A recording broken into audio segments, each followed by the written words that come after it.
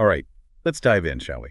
Today, we're going deep into the start of Jesus's ministry. You know, that moment when he kind of bursts onto the scene in Galilee. And we've got a pretty interesting mix of sources here. Maps, historical analyses, even a little bit of social psychology. So get ready. It's going to be a wild ride. What's fascinating is that we're not just like looking at a timeline, right? Yeah. We're really witnessing how people reacted to this incredibly radical figure.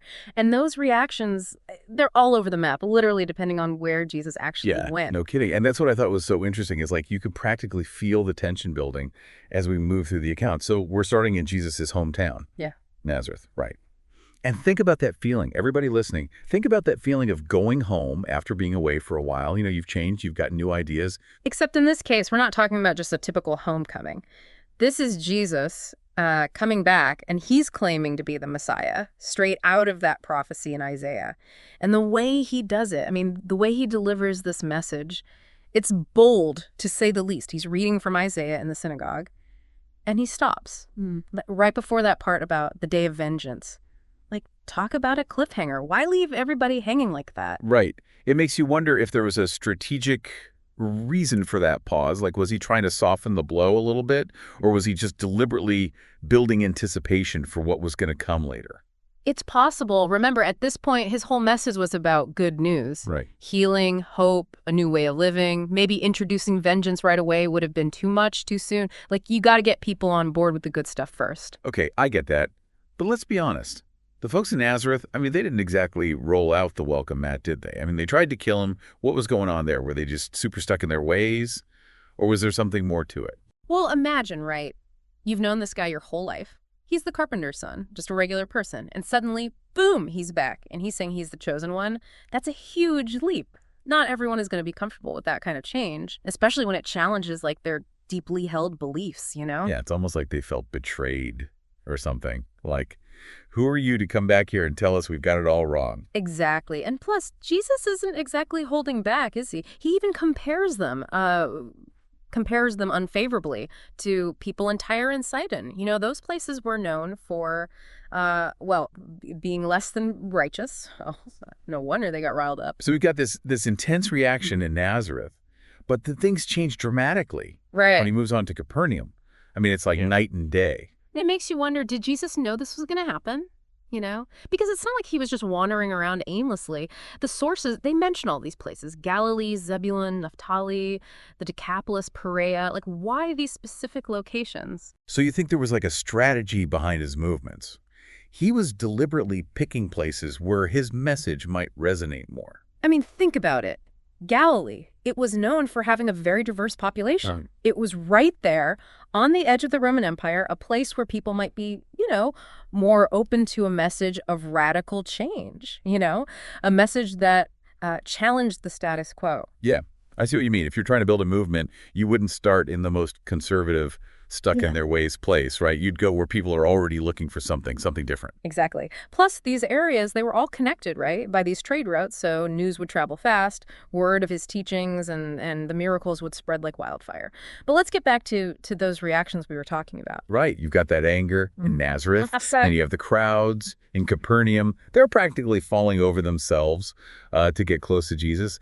And then there's that crazy detail about a demon recognizing his divine power. What do you make of that? It makes you think, doesn't it? Even the forces of darkness, right, could sense the truth. Even when some people just refuse to see it, it really highlights the contrast between belief and disbelief. Yeah, and there's that element of faith that seems to be playing such a huge role. Like we see people, they're desperate for healing. They're willing to put their trust in this man they've just heard of. Yeah, almost like their desperation. It's like it fuels their faith. They're clinging to that hope that he might be the answer to their suffering. And it makes you wonder, what was it about him that inspired such intense reactions? Was it simply his words? Or was there something more, something about his presence that just drew people in? That's the question that people have been debating for centuries, right? And it's a question we'll keep exploring as we dive deeper into these sources you've gathered. Absolutely. We've only scratched the surface here. There's so much more to unpack about faith, the power of belief, and why some embraced his message while others just completely rejected it. But for now, let's take a break. When we come back, we'll delve into those stories, those vivid stories of healing, and we'll explore how they contributed to Jesus' growing fame.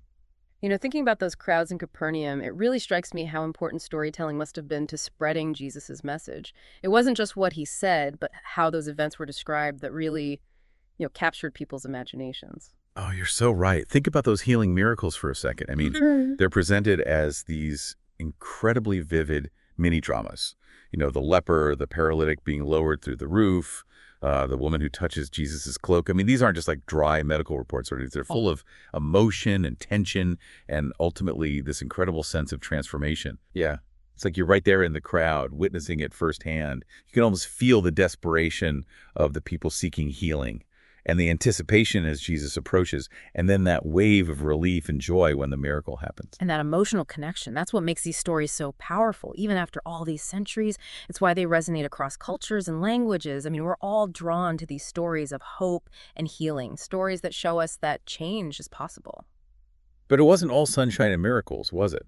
Even in Capernaum, where Jesus seemed to be, generally well received, there were those who pushed back, who questioned his authority. Absolutely. That encounter with the Pharisees, that's a great example. I mean, they were furious when Jesus forgave sins. They accused him of blasphemy. It's like they couldn't handle the idea that anyone could have that kind of power, that connection to, the divine. I wonder if it was threatening to them in some way. Like, if Jesus could forgive sins, then what did they need the Pharisees for? It kind of challenged their whole system of beliefs and practices. Oh, it definitely shook things up. And it kind of speaks to that human tendency we all have, wanting to put things and people into these neat little boxes.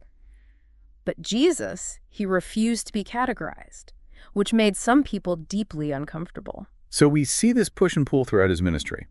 Acceptance and resistance, hope and skepticism. But even amid all those external challenges, the sources you shared, they also hint at these internal struggles too. That's right. There are those moments of solitude, of prayer, even temptation in the wilderness. It's a reminder that even someone like Jesus with his, divine mission, he had moments of doubt and uncertainty. Also reassuring, isn't it? It makes him seem more relatable, more human. Because let's face it, we all have those internal battles, those moments where we question our path, our purpose. And seeing how Jesus navigated those challenges, how he stayed focused on his mission, even when he had those doubts, I mean, that can be incredibly inspiring. As we're talking about this, I'm realizing how much these early accounts of his ministry are like a blueprint for anyone who wants to make a difference in the world. I mean, whether you're a leader, an artist, an activist, or just someone with a vision for a better future, there are some real lessons to be learned here. That's a great observation. What do you see as the key takeaways from this blueprint? What were the elements that made Jesus so effective? Well, for one, there's the importance of knowing your audience, right? Understanding their needs, their hopes, their fears. Like when Jesus chose to emphasize that good news aspect of his message, he was tailoring it to what people needed to hear at that moment. Right. He met them where they were, so to speak. And he didn't just lecture them. He used these powerful stories to connect with them on an emotional level. Those vivid descriptions of the healings, the parables, they all serve to draw people in and make his message more, memorable. And he wasn't afraid to ruffle some feathers, to challenge the status quo, even if it meant facing opposition. Think about how he called out the hypocrisy of the Pharisees. He wasn't there to play it safe. He was there to make a real impact. He was definitely a disruptor. And that's another key takeaway here. The importance of staying true to your mission even when things get tough. Because there will always be challenges, moments of doubt, maybe even threats to your safety. But it's that unwavering belief in what you're doing, that inner fire that keeps you going. And that's something we can all learn from, whether we consider ourselves religious or not. It's about that commitment to making a difference, no matter what obstacles stand in your way. Beautifully put. So we've journeyed from that tense atmosphere in Nazareth to the hope-filled streets of Capernaum. We've seen how Jesus navigated both internal and external challenges, all while building a movement that would change, the course of history. But there's one crucial piece of the puzzle we haven't fully explored yet. You're talking about faith, right? That underlying force that seems to drive so much of what we've been discussing. Exactly. It's not just a passive belief. It's this active force that compels people to act, to step out of their comfort zones, to embrace the possibility of, transformation. And that's what we'll dive into in the final part of our exploration. It's amazing to think how this concept of faith, which emerged in this, specific historical context, it continues to resonate with people even today. So let's unpack that. What did faith look like in the time of Jesus? And what can we learn from those who encountered him and were transformed by their belief? So we're back, and it's time to tackle this big, often elusive concept, faith. We've seen how people reacted to Jesus, some with skepticism, others with outright hostility, and then you had those with this almost like desperate hope. What was it about faith that fueled such intense and varied reactions? It's interesting because the sources you've provided, they don't depict faith as just this blind acceptance or some kind of magical cure-all, right? Instead, they present it as this really dynamic force. It's about trust, sure, but it's also about action. It's about choosing to engage, with this radical message that really challenges your whole, understanding of reality. Yeah, it makes me think of that saying, leap of faith. But in this context, it almost feels deeper than that. It's not just believing in something, it's believing enough to actually let it transform you. That's a great point. And that transformation, like we see in the stories, it isn't always easy or comfortable. Think about those who were healed, right? They weren't just passively cured. They had to step out, confront their limitations, often in front of a crowd. Their faith, it was like an active participation in their own healing. That's a powerful way to look at it. It's not just about receiving, it's about being an active participant in the process. But then that makes me think about the flip side, right? What about those who couldn't or wouldn't believe? What does their struggle tell us about the nature of faith? That's where things get really complex. Because, these sources, they don't present a simplistic view of faith at all. There are instances where people, even those close to Jesus, they really struggled to believe.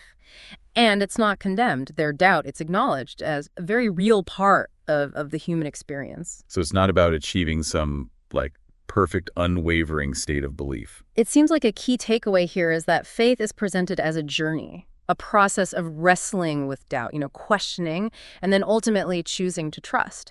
And that choice, that act of will, that's what sets the stage for transformation. It makes me think about our own lives, our own journeys of faith, whether it's faith in a higher power in ourselves, or even in the possibility of a better future. We all face challenges, moments of doubt, but it's that active choice to keep believing, to keep moving forward, that really shapes our reality. You've hit the nail on the head, and it brings us back to that question we posed earlier, right? If you were standing in those crowds, listening to Jesus speak, witnessing those miracles firsthand, how do you think you would have reacted? It's such a thought-provoking question because it's not just about historical curiosity, it's about self-reflection, right? It's asking ourselves, what am I open to believing? And how far am I willing to go to let that belief transform me? And maybe even more importantly, what makes us resistant to new ideas, even when they might offer hope, healing, or a new way of seeing the world? These are questions worth pondering, long after this deep dive is over. Absolutely. It's been quite a journey, exploring these early accounts of Jesus' ministry. We see the power of belief, the complexities of faith, and that universal struggle between holding on to what's familiar and embracing the unknown. And hopefully we've sparked some curiosity, some self-reflection, and maybe even a little bit of that transformative faith in you, our listener. Thanks for joining us on this deep dive. Until next time, keep exploring, keep questioning, and keep believing in the power of transformation.